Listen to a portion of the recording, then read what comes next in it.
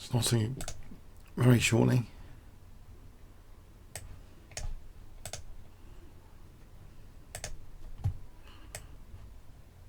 Evening. Evening all on PlayChat and streaming to YouTube as well.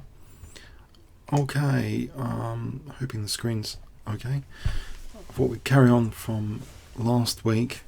So this Palma de Mallorca tournament, interzonal tournament, which was on the way for Fischer challenging for the World Championship in 1972. So there's 1970 on the path to the interzonal. Fischer's opponent in this game, in round 9, was one of the strongest players in the Western world, Bent Larsen. Okay, so a very, very interesting, charismatic player. I've actually seen him playing in a London Grandmaster tournament once, I think, Phillips and Drew or something.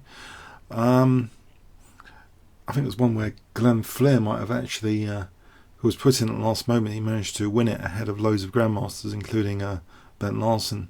But anyway, so Fischer playing Bent Larsen, he kicks off with E4, and we have Fischer playing, sorry, E4 from Fischer. So Bent Larsen playing black plays the Sicilian defence, and we'll put on actually a Kb2 here for this game. It's going to be quite tactical, I think, later. Okay, so knight F3 was played. Fischer is not scared to play the main lines. So D6, D4, C takes, knight takes, knight F6, knight C3, and now Larsen, I'll connect to live book, plays knight C6, which is actually the second most popular move in live book. A6 is the usual move. So knight C6 was played, and Fischer plays his favourite bishop C4 here. So this is the Sicilian Sozin attack. So bishop C4. Black played E6. And the bishop now voluntarily drops back immediately to B3. Another move here was bishop E3. But, okay, the bishop drops back here, so there's no loose piece in white's position. Not subject to attack there at all. So now again, A6 is quite popular here. Bishop E7 was played. Fischer plays bishop E3. And again, A6 is popular in this position as well, but black actually castled the second most popular choice, black castling there. Often players with white in this position will castle kingside actually. Fischer plays queen E2, second most popular choice, A6 now. And castles queenside, very aggressive game, is set. So the scene is set. Queen C7, G4. This is a well worked out system here from this opening. All been played before this position. Hi Thomas, it is on stream. Thomas is from my Muswell Hill chess club. So okay, so very well worked out system. Live book indicates knight takes d4 is the most popular here, 169 games. Knight d7 is 79 games. We see knight d7 from Bent Larsen, knight d7. So is that a bit sneaky or what? Now usually players with white play this move, rook hg1 in this particular position apparently. You might think, I suspect Velimirovich is behind this with an idea of knight f5. I suspect it's something to do with this. This rook, this is the theoretical move, rook g1. There must be a good reason for it. It must be striking out. But Fischer's move was h4. Interesting.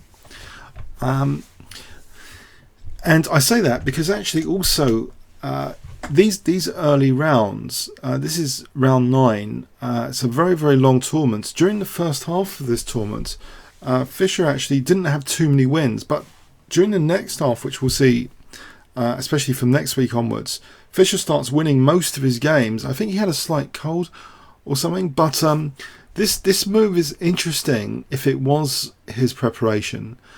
If we just look at rook hg1 here instead, let's have a sample continuation, knight c5, g5, so that's another idea, just to push through with g5, queen h5, and I think I've seen this before actually. I think I was next door to Andrew Hom when he was playing very well in Noisebet Masters. I think a rook lift is very dangerous here. I think this is the basic idea. These rook lifts are very, very dangerous. Rook g3, and this has been seen more than 20 games in live book from this position. It's very dangerous for black, this kind of scenario. But so that's why I think players like to play like this in this position with rook hg1 here. But let's go to the game continuation. So h4 is a bit of a rare bird. So we've gone out of book now quite largely with this move h4. But what can black do energetically? His king, looks in trouble in principle. He has to play energetically on the queen side. Okay, so black played knight c5 here, and we see g5. It looks as though this seems absolutely reasonable as well, surely, because also an idea of g6 you'd think would be to get this diagonal really working for white, but the knight is able to eliminate that at will now. So will that be that significant? Black now plays b5, keeping the tension of taking that bishop. And then we also now see that black might be considering b4 to put pressure on e4. This is actually reinforced with f3, this e4 pawn. And there's a choice here where to put the bishop, here or here. Bent Larsen actually played bishop d7. I think that's an interesting thing to briefly discuss. This is one of the top engine moves actually, and also b4. If we put the bishop here, it's probably not doing anything for e6. I don't know how dangerous this is, but if we consider h5, we're kind of undermining e6 here potentially. So maybe that kind of accuracy consideration is critical here. You see that g6 or even h6 or queen g2, these things are all quite dangerous. But anyway, so bishop d7, black really just wants to clear that c8 square maybe out of the way, and also leave the rook here. Maybe this a pawn is dangerous if the rook later, if b4 a5 later. So okay, it looks as though the engine evaluation for this position after bishop d7 is actually in black's favor. Black seems to have a simple idea of b4 here. So I'm not sure, this h4, I don't know, if it's not quick, white could get in trouble on the queen side. That's the problem. So we see how now queen g2 in this position, queen g2, which looks logical enough. The queen's eyeing the king side, but black now is playing very energetically with b4. So we see knight ce2, and now black voluntarily he makes use of basically this rook on a8 here, either taking here or with a5 in view, or even a5 might have been good here as well, but black took here, and there's a problem here, because if knight takes b3, which wasn't played, then a5 is good. Black's kind of playing this a4 business, and it's quite dangerous. It's with tempo to kind of get some line opening. So Fischer actually tried to slow things down here. He actually took with the a pawn. Obviously he can't take with the c pawn because we've got the discovered check. So he takes with the a pawn, but still this a5. And it looks as though this pawn race, you see this pawn race on both sides of the board, that black though, it seems to be doing quite well for a4, to just rip things open with a4. What do you guys think of this position? Note that the bishop's been removed from that diagonal. Do you favour white or black here?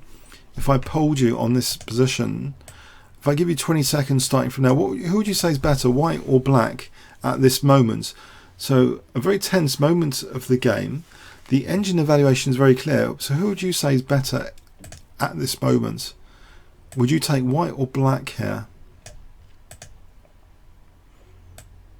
get you thinking a bit. Would you prefer white or black? What about tea? What do you think about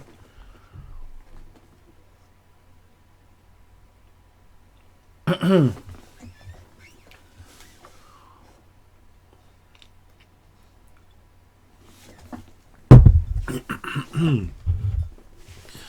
Okay, on play chess, Kozak says, Kozak, excuse the pronunciation, black's slightly better. Interesting. Okay, so Thomas, you think white? Actually, the engine evaluation has this as nearly, well, more than half a pawn in black's favour. Funny enough.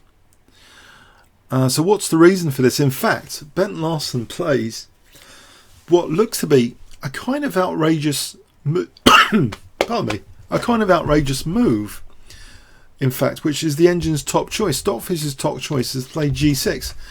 Now, doesn't this look kind of outrageous? Because isn't that just inviting?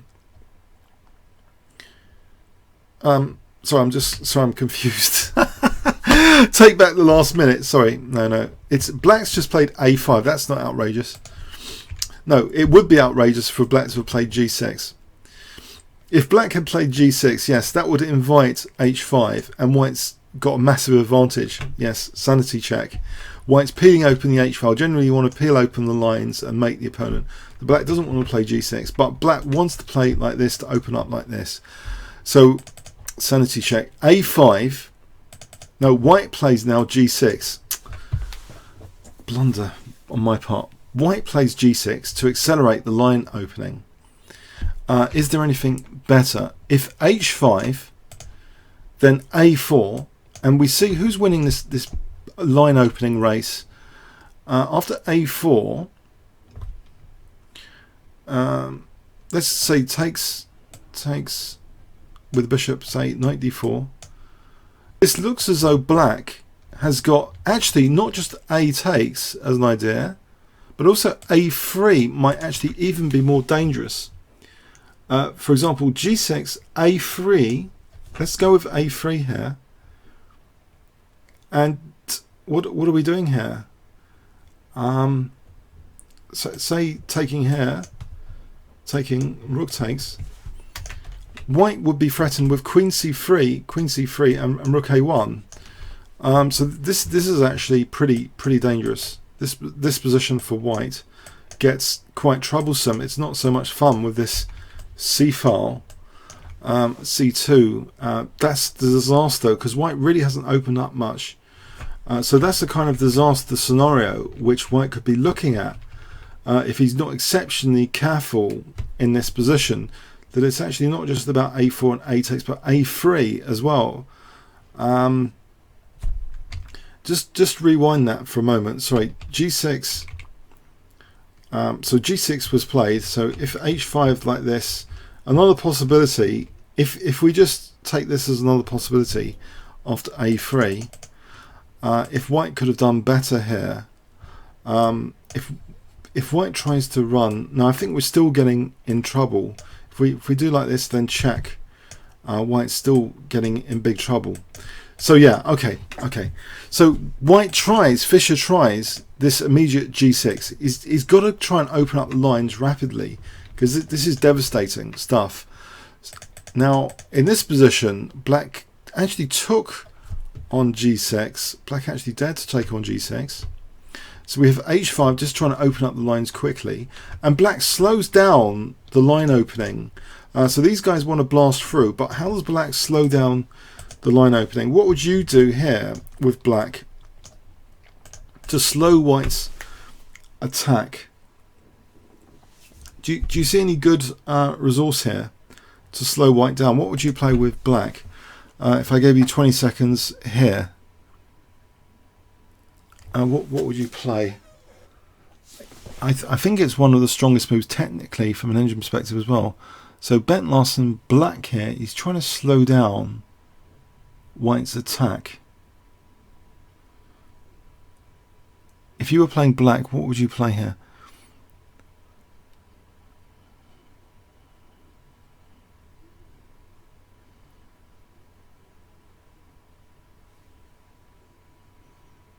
So Ben Larsen is one of the strongest players in the West, apart from Fischer.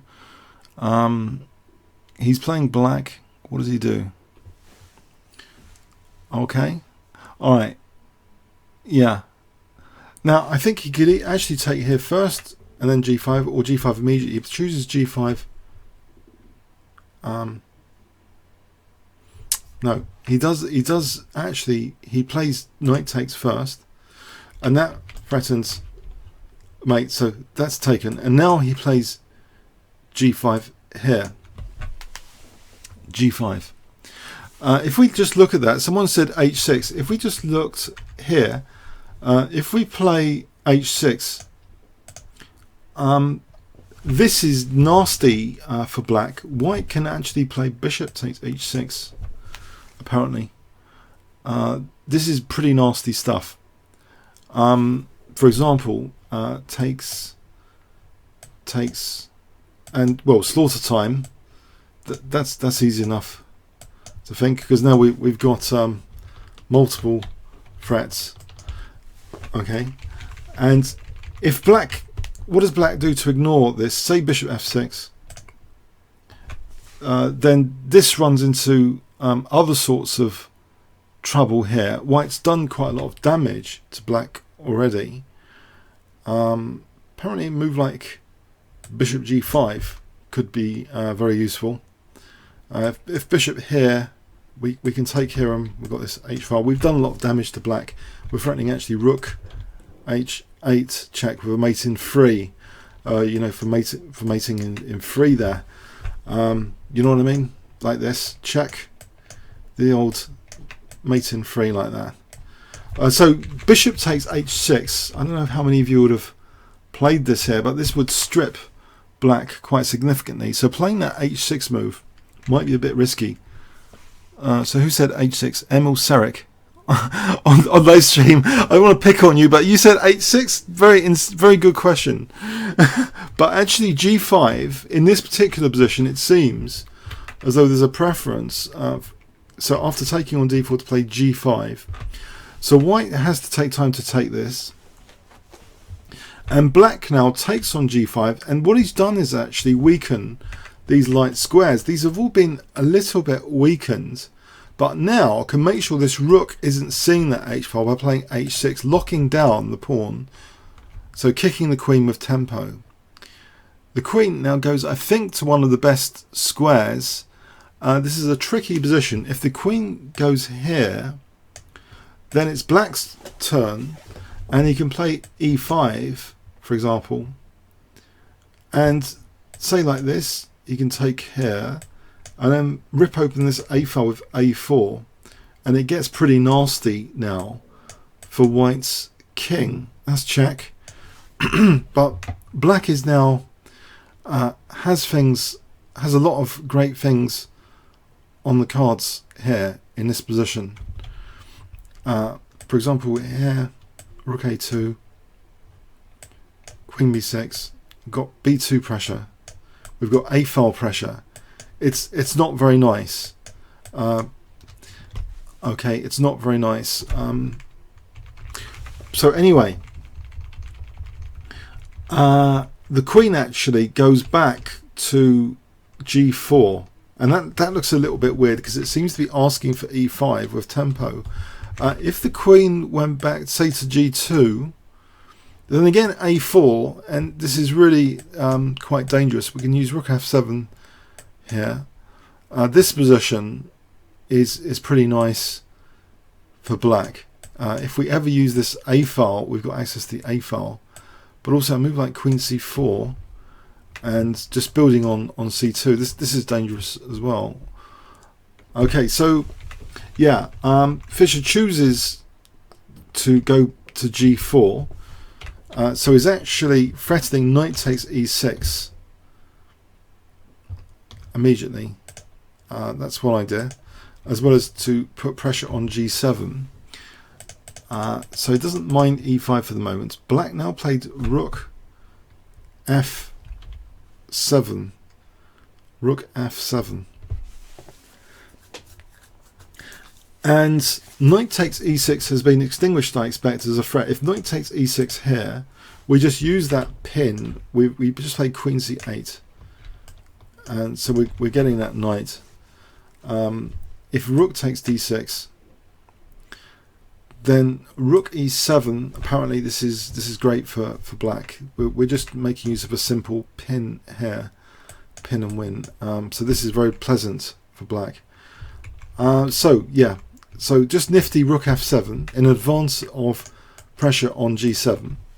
So Fischer plays this anyway, and now in this position we see this a4, which black's been promising for quite some time. White takes. I think black could have just taken on a4. In fact, he played actually e5. Now here, yeah, it's pretty tricky. Fischer played knight e6, and this looks a bit odd in one respect, because it's going into that pin. You might think knight f5 because it's supported by the pawn. Yeah, this just looks a bit of an odd continuation. Let's have a look. If knight f5 had been played, black has a lot of resources in this position. It looks as though white might be threatening knight takes h6.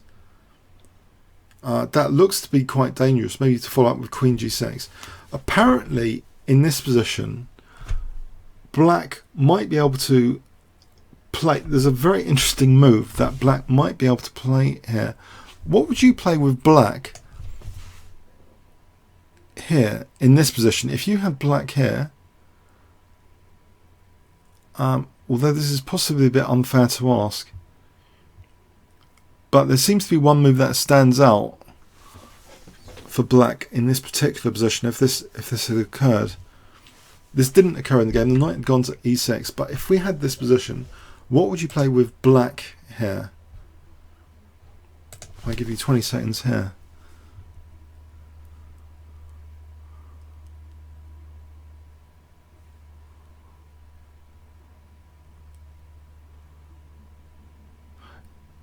Yeah.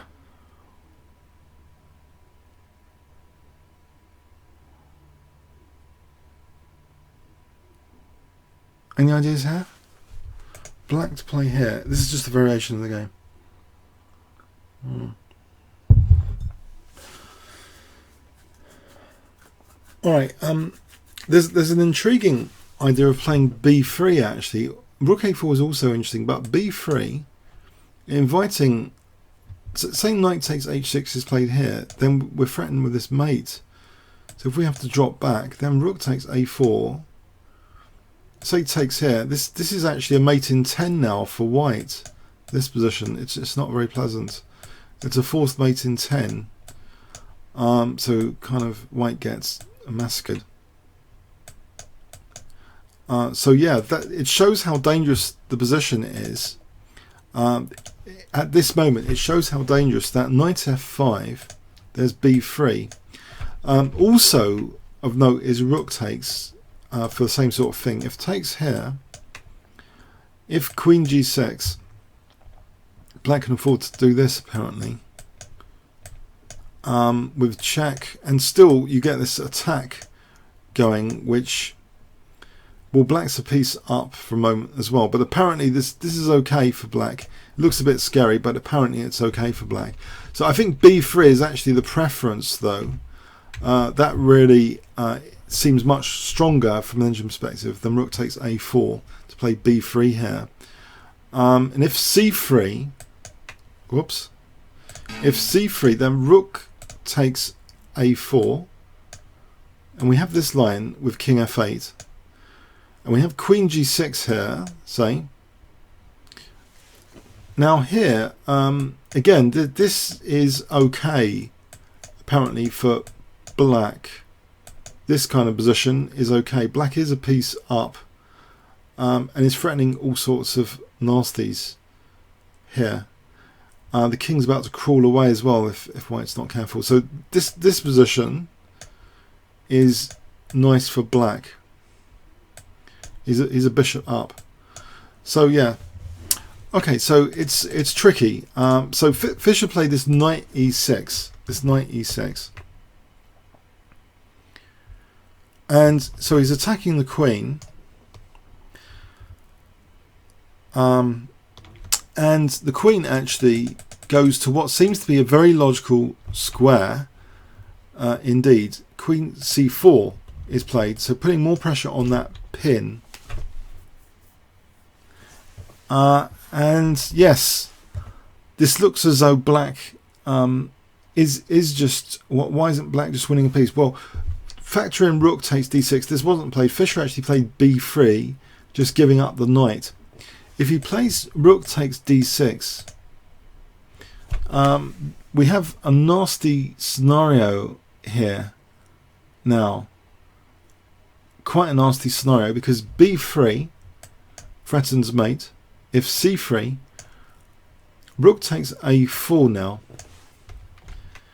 and this is actually threatening things like queen e2, and then we've got rook a1.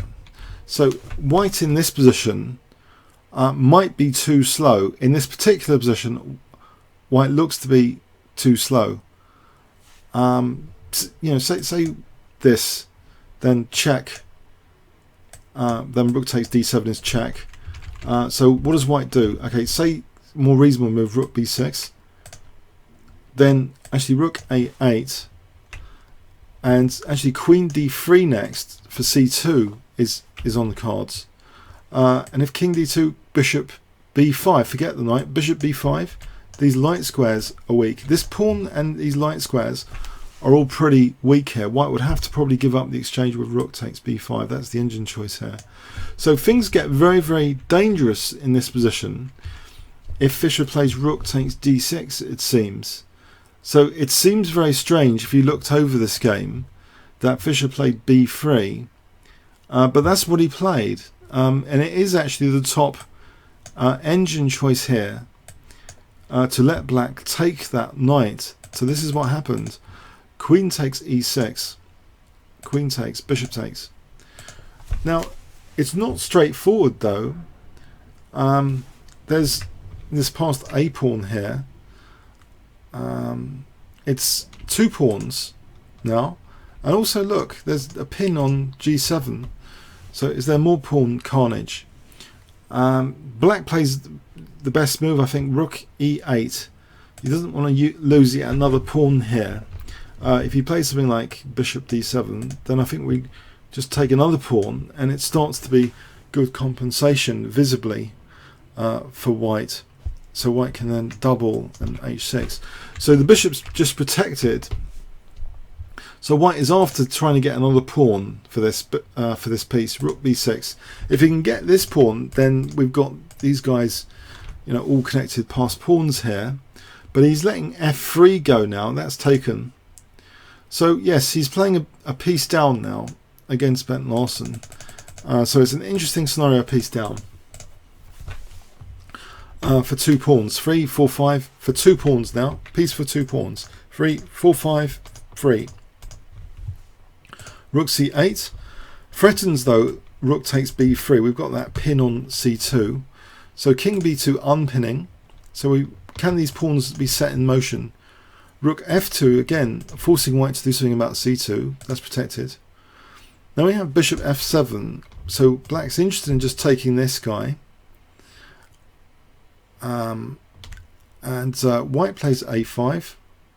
For the moment, rook a8, rook b5, and now black does take on h5, letting e5 go. So black has got the two pawns here, but actually he's quite interested in this bishop coming over here, bishop e2, with the idea of bishop d3 maybe one day, bishop d3 to use the pin. We see rook c5, but we've also got this h pawn, so h5. The bishop's also, look at the bishop, it's preventing the pawns going too quickly. e5, and here now, after e5, black played bishop f3. The bishop's finding perhaps This diagonal is more interesting because this pawn can be coming like this, supported by the bishop. King c3, h4. So let's get this pawn down. King d3. The king really wants to come across here. That's stopped. Rook e2. Rook f1. Check. And bishop stays eyeing now c2 and also h1. So this pawn's coming down. So it doesn't look as though there's enough compensation at the moment for the piece. The engine has this as nearly +5 in black's favour. So king b4, check. h3, yes, this pawn is pretty menacing. e6. And here actually bishop takes c2 was played, which puts a question mark to this pawn as well. b4, check. Bishop d3 hitting the rook and blockading pawns as well. Rook a1. Bishop a6 fully blockading this pawn, keeping a lock and key on this one. Black's threatening now rook takes b4. Rook c6.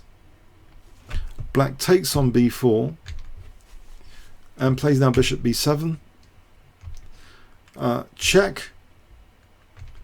Now after rook g2, yeah, this is pretty hopeless actually, it seems, this position, because black is now threatening, well, all sorts of things. h2, doubling the rooks. I mean, it also seems, yeah, there's all sorts of moves. White resigned here now, so this wasn't a brilliant Sicilian game from Fischer. If we look at this final position, what can white do? Let's go with e7. If Fischer played on with e7, then actually maybe, so check first, rook e4 to get behind the pawn. And h2, this is just hopeless. Okay, so yeah, it was a very, very interesting Sicilian defense game. It seems black, with some tiny nuances, seems to get the better of Fischer here. I think the game came under criticism from Bitzers at chessgames.com for this h4. I'm not sure if that was in reference to the theoretical ideas that exist in this position, but it seems theoretically rook hg1 is the way to go with that plan I mentioned before. This is kind of how it's been treated usually now, which might be a bit, it seems a bit quicker than the game in retrospect. But yeah, Fischer's plan was interesting. It just seems as though it seems a bit slow because of black's a4. Black's imminent a4 seemed a bit quicker than Fischer's operations here. But this g5, without this g5 idea, this could have been pretty nasty for black. I think this g5 idea kept things kind of locked down. With black having resources like this and the a4 and then the queen c4 business, it seems a very neat operation from black, indeed. And then in knight f5, this constant b3 idea was also very dangerous. These lines are also really dangerous for white. So yeah, white seemed to be in great trouble. So when he lost that piece, yeah, the compensation kind of evaporated for the piece and the game was black's. But as I say, this was the first half of this interzonal. Fischer wasn't his usual self. I think it was said he had a cold or something. He really stormed the field in the second half of the tournament. But the next two rounds, yeah, he had to play very strong Grandmaster still, I believe. So let's have a look at the next two rounds. Okay, so let's go to the next round. In round 10, Lajos Portish was playing white against Fischer. Let's take black's perspective. So d4, Fischer played knight f6. c4, we have a Nimzo engine, so e6, Fischer's favourite Nimzo engine defence. White now plays knight f3, queen's engine territory. Now black played c5, not minding Benoni transposition. Often players with black here play things like bishop b4 bogo or b6, queen's engine b6, with an idea of sometimes bishop b7 or even a6 to provoke b3. But Fischer plays it Benoni style, so c5, d5, e takes, c takes. We're transposing into the modern Benoni, where black usually has a problem with d6 sometimes. We have now this interesting check move in this position. It's called disruption. You see that d6 is interfered with here, and now queen b3. This looks quite annoying, because now we've got two pawns attacked. So a very annoying opening sequence, it seems. Practically forces, I think, this next move, queen c7, to protect both pawns. e4. Okay, castles. Now, players with white often play knight d2 here with the idea of playing knight c4 to hit that d6 pawn. In the game, we see bishop e2, and often players with black play knight h5. Fischer actually played a6. Okay, and we're kind of going out of territory now, of book territory mostly now. So let's look at the game. The game continuation was very lively. e5, d takes, bishop takes e5. If we look at this position, it seems as though doesn't white have a dangerous position, because there seems to be this passed d pawn, and it looks as though the knight's kind of blocked in by the bishop as well. And after queen c8, I don't know what you'd think about having black in this position. You might think black's got interesting prospects here. You see, maybe this is the double-edged sword, this d pawn. Maybe it can be attacked later. What do you think about this position? Would you take this as black? Do you prefer white or black here? Any thoughts on this position? You see, didn't e5 look as though it was kind of aggressive? Fischer is playing black here against Lajos Portish. So this is at move 14. What would you take, white or black, in this position?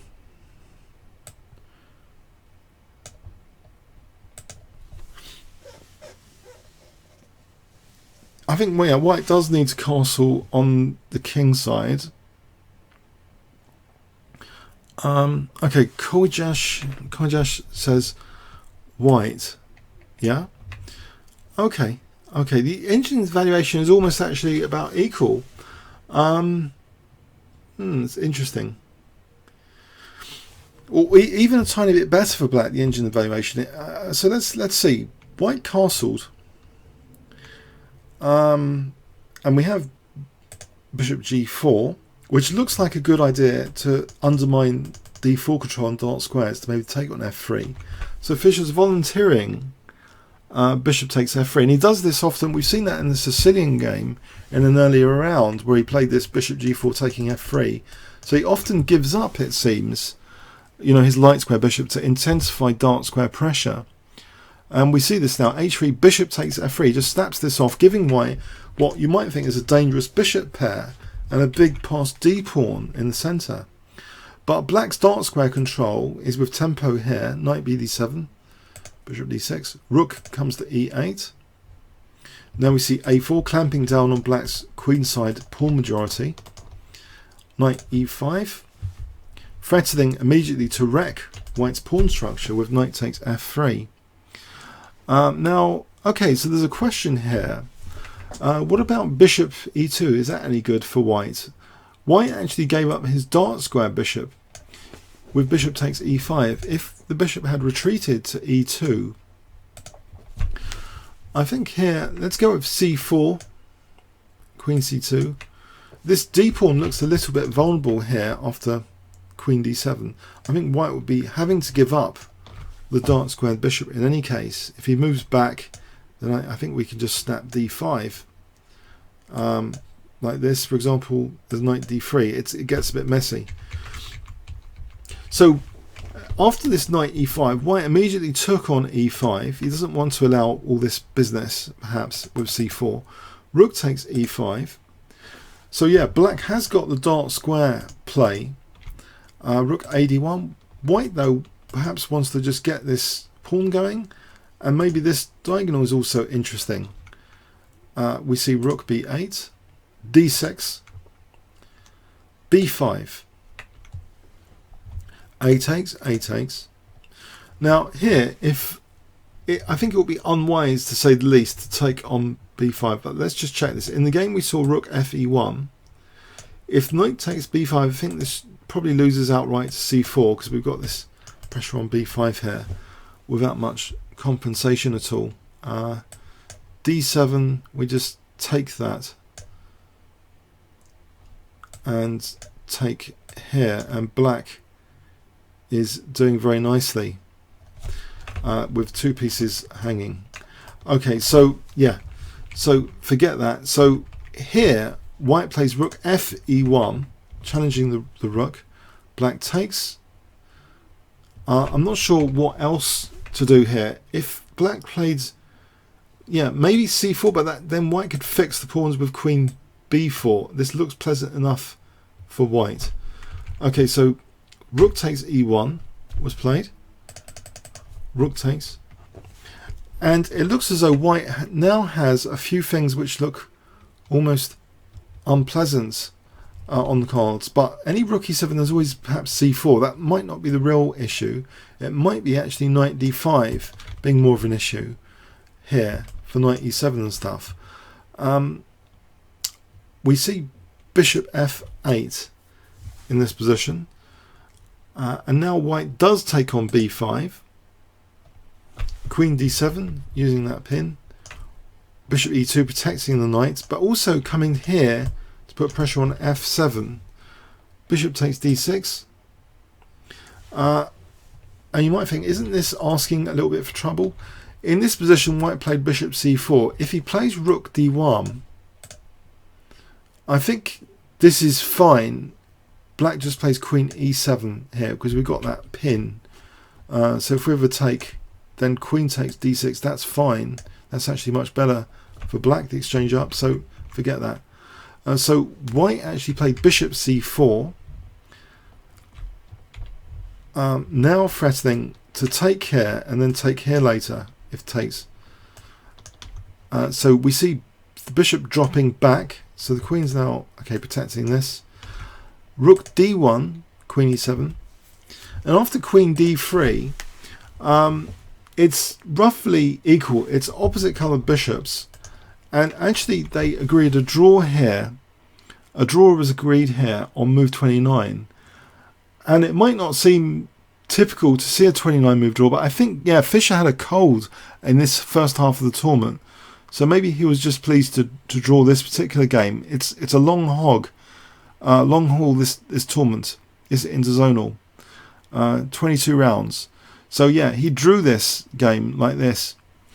But this is a 70s style game, because I think usually when the Queen's Engine is played nowadays, I don't think c5 is the top move anymore even. I think the Benoni structures were more popular in the 1970s. The usual moves are very, very solid here and dull by comparison, d5 or b6. I don't know how many of you have seen this sort of stuff, but this sort of stuff I've had to play white with recently. This is the more sort of trendy stuff in the Queen's Engine. So Fischer's treatment is very 70s style Benoni. So Mikhail Tal popularized Benoni in 1960. He was playing the Benoni all the time. It was still quite popular, and this plan of the dark square control is also kind of trendy for that era, I think. To play on the dark squares like this. It's Benoni basically plan to use the dark squares, but it seems white had a comfortable position all the way through. The engine suggestion here, instead of rook e1, queen a2 is looking weird, isn't it? Queen a2 is the engine suggestion. So say b4, knight d5. It seems as though white might have something to go on here, but it doesn't seem very much. I think it's only a tiny advantage to white. So yeah, the way things panned out, a bit of simplification, and then the draw there.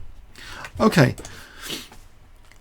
not as exciting as the Larsen game, I know that, but I'm just going in sequence through the tournament. Let's refresh that board and let's go on to the next round. Fischer had not played 1c4 much in his career, but in this game against Polgiavsky, can we refresh this board?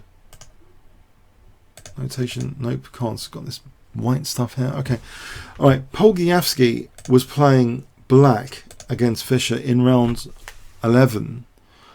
I've actually got one of Polgiavsky's books in the Grandmaster's Laboratory. He's got this crazy line in the Sicilian defence, which he was researching for years. Yeah, fascinating book, and a fascinating player to evolve this system as black. But Fischer played c4, and he very rarely played c4. So this is a really interesting thing to witness. So he's playing the English opening, g3, and Polgiavsky actually just plays c6. So he's playing like this Slav formation to blunt the bishop. So bishop g2, d5, knight f3, and he brings simply the bishop outside the pawn chain. It looks like the sort of thing any modern GM would play with black, usually. Queen b3, queen b6, not minding the double pawns. C takes d5 was played now by Fischer. He doesn't mind his pawns being doubled here. Theoretically in live, but what's happening here in this position? Apparently, a popular move is d3 in this position, to play d3. It would seem to leave the pawn structure a bit more intact. Another move, knight c3. So this is a bit rarer to play c takes d5. If we look at d3 just briefly, players with black are not usually taking on b3 here. This is kind of being played. Now you see that white's pawn structure looks a little bit more intact here. But anyway, so Fischer's treatment here is interesting in that if white's going to get these double pawns, it looks as though there's going to be a mini pawn island here by itself. So queen takes, a takes, c takes d5. Black has the more compact structure. Also, it does seem as though potentially these pawns are going to be victimized. Knight c3. Okay, now white is immediately threatening knight b5 here. It looks sensitive. So knight c6. If knight b5 now, I don't think this does anything. Just rook c8 is adequate. White's got a loose piece here, so can't go chasing pawns. He can't win this pawn. He's end up rebounding on c1. So he doesn't bother with that. He plays actually d3. And Polgiavsky plays e6. I know this is totally rare for a Fischer game.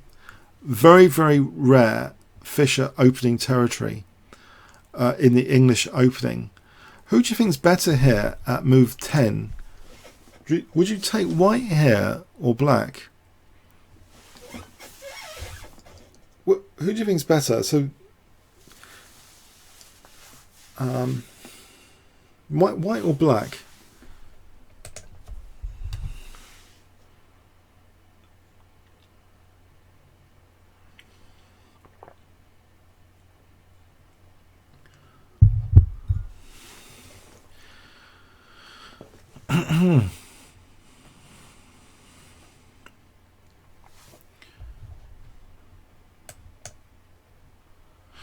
Okay, Timstry plus black. Black is equalised. It seems very solid for black. Okay, so Fischer castles,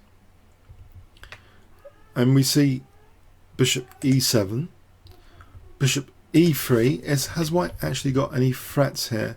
Potentially he's looking down this a file at a7, so maybe knight b5 is something for black to be aware of. And in fact, black doesn't routinely castle here. He actually plays knight g4, which is interesting then. if we consider if black had routinely castled, is knight b4 an issue? Probably not, actually, just a6. It's no big deal. Maybe more of a big deal is actually knight d4 here, threatening to get a dark square grip on c5. For example, bishop here, I think we could take here, and we could, actually we could win that pawn, or maybe even just get a grip on c5. So maybe this is some caution needed here for black.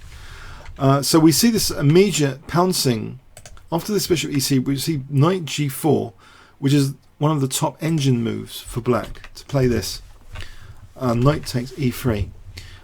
So this throws a spanner in the works. If we have knight d4 here, then black just takes this bishop and maybe drops back, and this is nice for black, actually. I don't think black's up to much. I'm sorry, I don't think white's up to much here at all. So bishop f4 was played.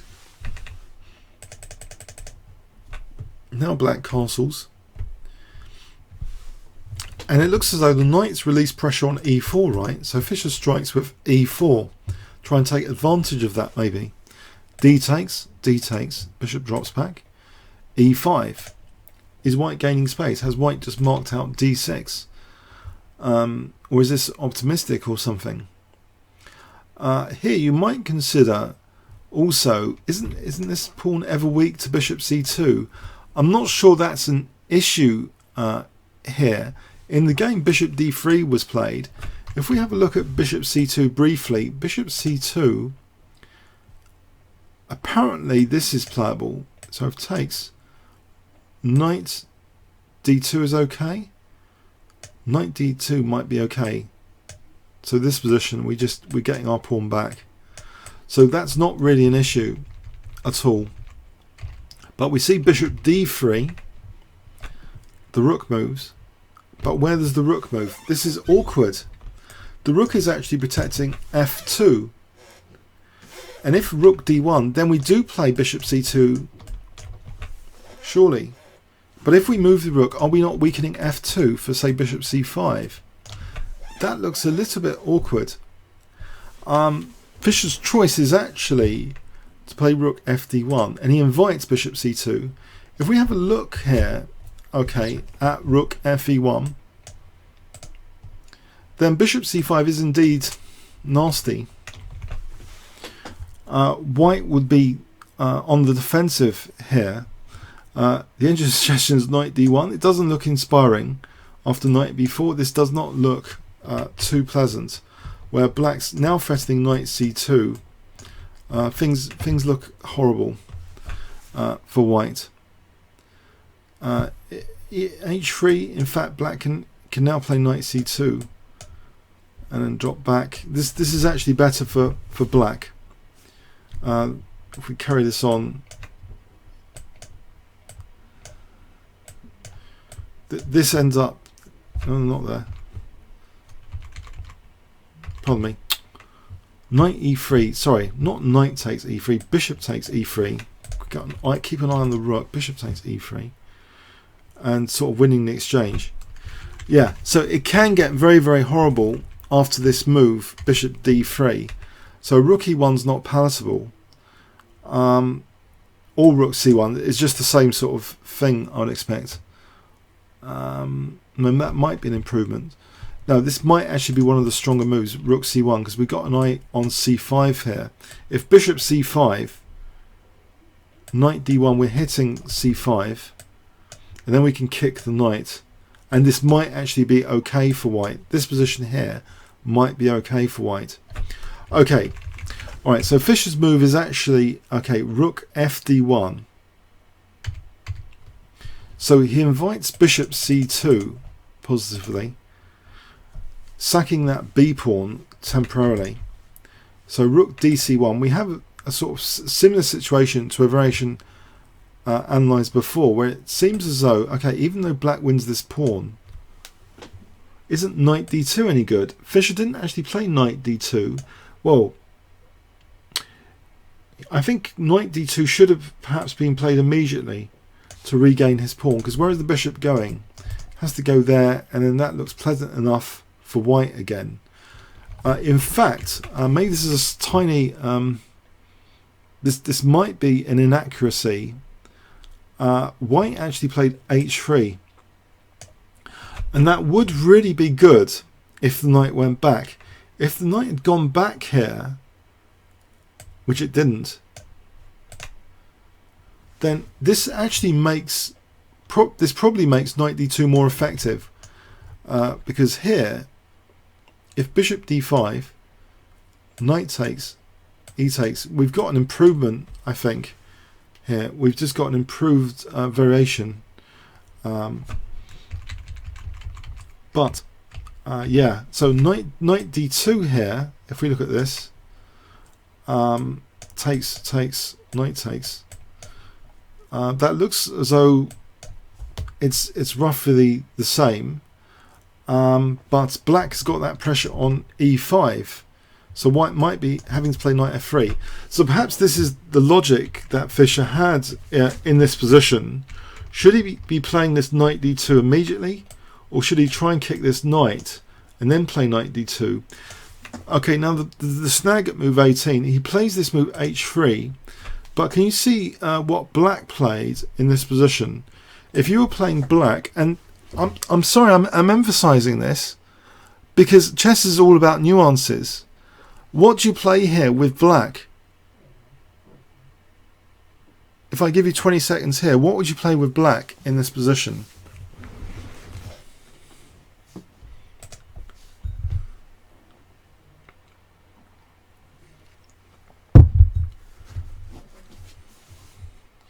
So you're faced with this idea of knight d2, remember, if you move the knight back to regain the pawn. So what would you play with black?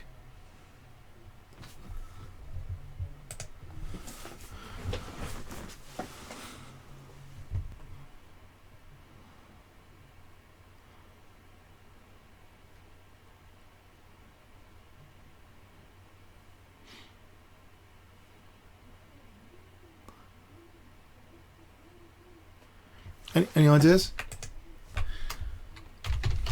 Why is the chat still working? So black to play, what would you play?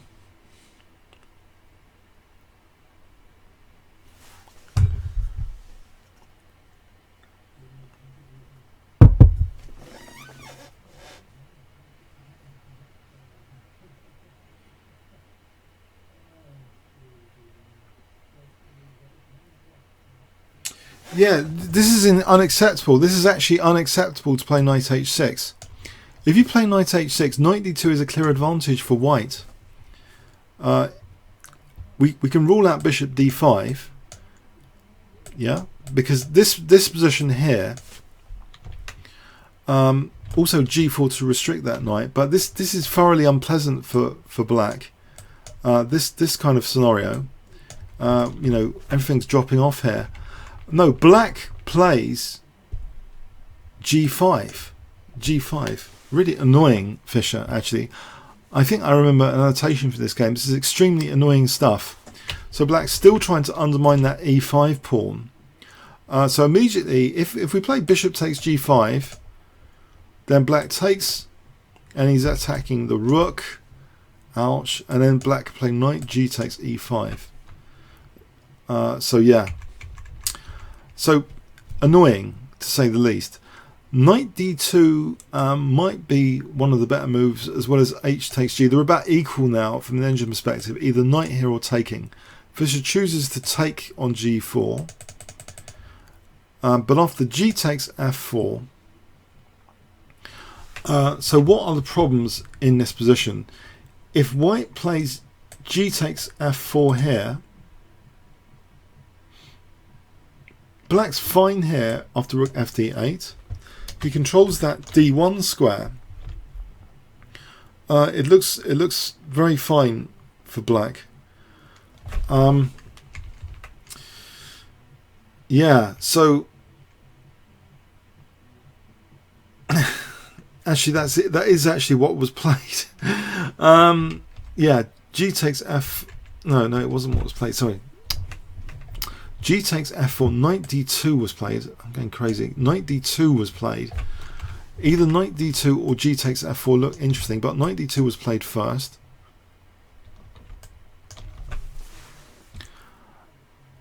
And now the obvious move would have been to retreat. Well, maybe either to protect the bishop.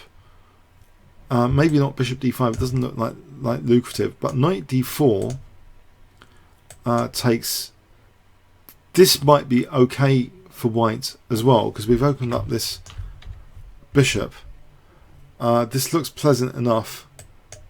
Bishop c2, g5, say that looks pleasant enough. But actually another really annoying move was played by black, which virtually equalizes here. He actually makes knight d4 a bit more effective. He plays actually f3. Pain. f3.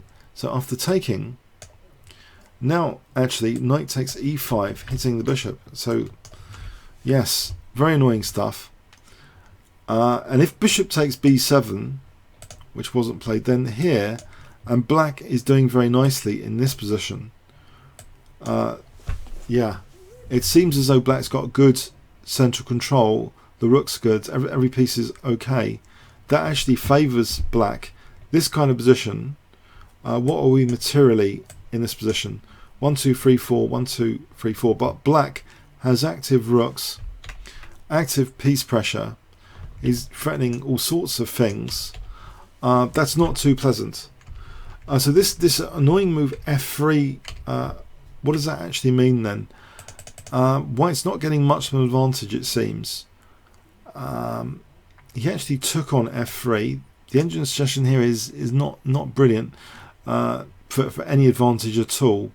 If taking here, f takes, this sort of position is almost about equal as well. Black seems to have good piece play here. Okay, so we get this annoying move f3. So Polgiewski is playing very, very tactically on the finesses of the position. So bishop takes f3, knight takes e5, bishop drops back to g2, and now finally we see this bishop d5. Okay, now here it doesn't seem as lucrative as before. If white, for example, takes on d5, e takes, knight takes d5, this position,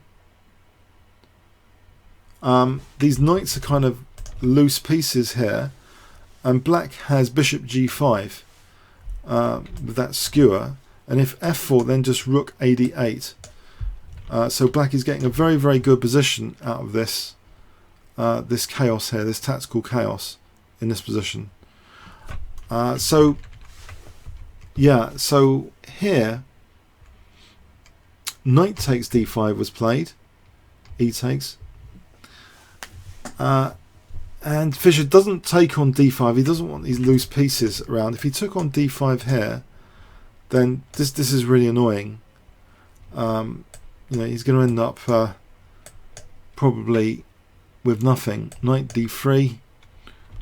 There's a lot of pressure on white, and also this bishop c5 now, yeah, is annoying.